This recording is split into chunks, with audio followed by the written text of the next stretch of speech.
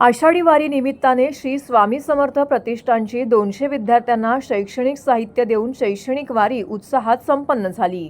श्री स्वामी समर्थ प्रतिष्ठान ठाणे यांच्यातर्फे पालघर जिल्ह्यातील जव्हार तालुका येथील अतिदुर्गम भाग ज्या ठिकाणी साधी बस देखील व्यवस्थित जात नाही अशा ठिकाणी जाऊन गेली 6 वर्ष संस्थेच्या माध्यमातून मुलांना शैक्षणिक वारी या उपक्रमांतर्गत शैक्षणिक साहित्याचं वाटप करण्यात आलं आहे।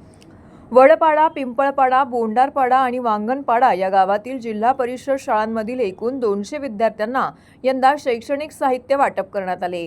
त्यामध्ये दर्जेदार दप्तर, पेन्सिल, पट्टी, वही, पेन, चित्रकला वही, कलर, पाण्याची बॉटल तसेच त्या ठिकाणी न मिळणारे साहित्य व शैक्षणिक कामासाठी लागणारी स्टेशनरी देखील शाळांना देण्यात आली आहे।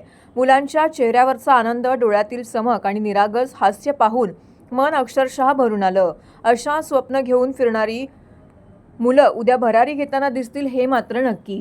आषाढी वारी अनेक जण करतात, पण संस्था दरवर्षी न चुकता आषाढी शैक्षणिक वारी करते। उज्ज्वल भविष्यासाठी हितचिंतक देणगीदार यांनी केलेली मदत संस्थेच्या माध्यमातून प्रतिकूल परिस्थितीमध्ये आपली जिद्द करणाऱ्या मुलांपर्यंत पोहोचवली हीच खरी पोचपावती आहे।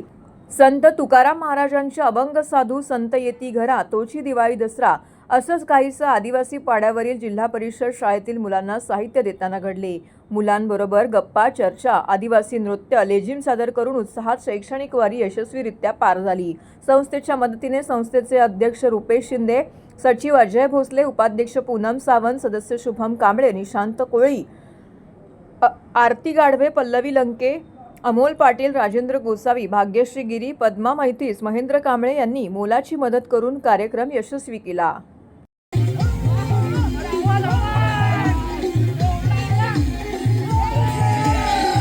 आज इथे पूर्ण मंत्रिमंडळ आहे की उपमुख्यमंत्री आहे, मुख्यमंत्री आहेत, भोजन मंत्री आहेत, अभ्यास मंत्री आहेत।